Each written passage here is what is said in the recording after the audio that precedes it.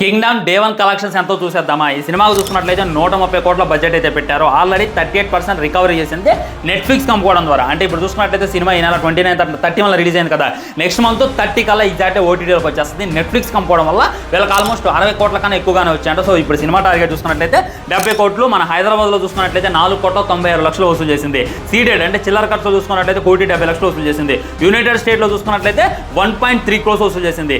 East గోదావరిలో చూసుకున్నట్లయితే 87 లక్షలు, వెస్ట్ గోదావరిలో చూసుకున్నట్లయితే 50 లక్షలు, గుంటూరులో చూసుకున్నట్లయితే 88 లక్షలు, కృష్ణాలో చూసుకున్నట్లయితే 67 లక్షలు, నెల్లూరులో చూసుకున్నట్లయితే 40 లక్షలు, టోటల్ చూసుకున్నట్లయితే 11.38 లక్షల గ్రాస్ అయితే వసూలు చేసింది. దీని నెట్ కలెక్షన్స్ లో మనం చూసుకున్నట్లయితే ఆల్మోస్ట్ నెట్ కలెక్షన్స్ 6 కోట్లు వసూలు చేసింది అనమాట. ఇది మన తక్కువే అని మీకు అనిపించవచ్చు, కానీ విజయ్ దేవరకొండ కెరియర్ లోనే హైయెస్ట్ ఓపెనింగ్ గా చెప్పుకోవచ్చు.